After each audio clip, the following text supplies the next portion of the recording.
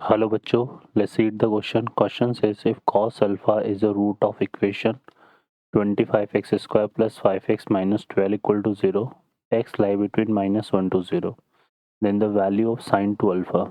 First option is 24 upon 25 minus 12 upon 25 minus 24 upon 25 and 20 upon 25. Solve करते हैं बच्चों question को. इस क्वेश्चन के लिए जो की कॉन्सेप्ट है वो देख लेते हैं यहाँ से हम. की कॉन्सेप्ट में हम बात करेंगे यहाँ पर कि अगर कोई इक्वेशन है हमारे पास जो कॉस अल्फा की वैल्यू होती है वो लाई करती है किस तरह से -1 to 1.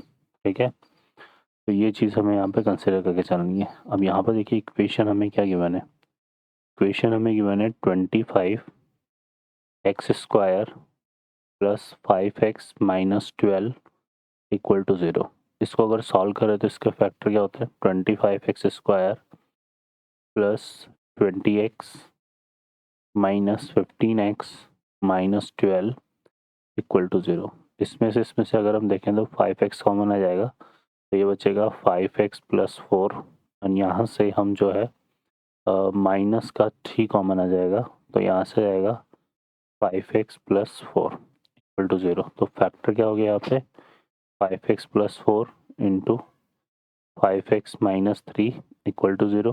तो x इक्वल टू आ जाएगा -4/5 और x इक्वल टू आ जाएगा हमारे पास 3/5.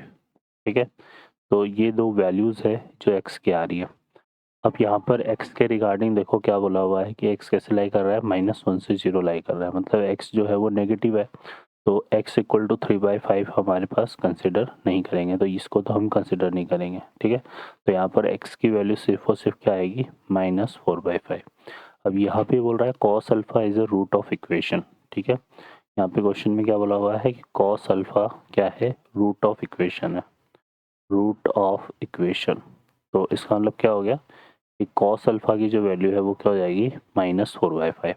अब कॉस अल्फा -4/5 मतलब कॉस अल्फा नेगेटिव है, इसका मतलब जो अल्फा है वो कहाँ लाई कर रहा है, लाई इन या तो वो सेकंड क्वाड्रेंट में होगा और थर्ड क्वाड्रेंट या फिर वो थर्ड क्वाड्रेंट में होगा.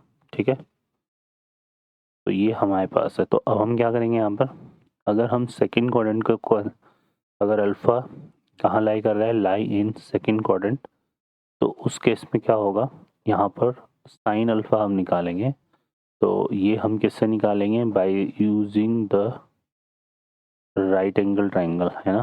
तो यहाँ पर अगर ये अल्फ़ा है तो 4 हमारा क्या हो गया, बेस हो गया, 5 हाइपोटेनस हो गया, परपेंडिकुलर कितना आएगा 3, तो साइन अल्फ़ा कितना जाएगा 3/5 और साइन अल्फ़ा पॉजिटिव होगा सेकंड क्वाड्रेंट में. ठीक है, तो ये आ जाएगा. तो इस केस में क्या होगा कि जो साइन 2 अल्फ़ा की वैल्यू है वो हम निकालेंगे. तो यहाँ पे साइन 2 अल्फ़ा कितना हो जाएगा 2 साइन अल्फ़ा कॉस अल्फ़ा, है ना. तो यहाँ से आएगा 2 इंटू 3/5 और साइन अल्फ़ा कॉस अल्फ़ा की वैल्यू -4/5. तो ये कितना हो रहा है -24/25.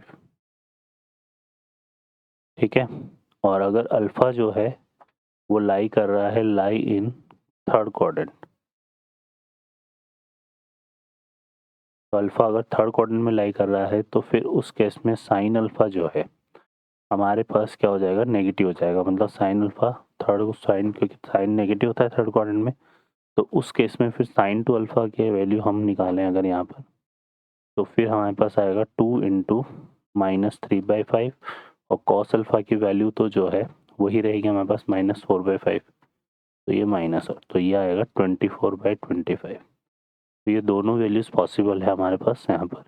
ये भी आंसर पॉसिबल है और ये भी आंसर पॉसिबल है.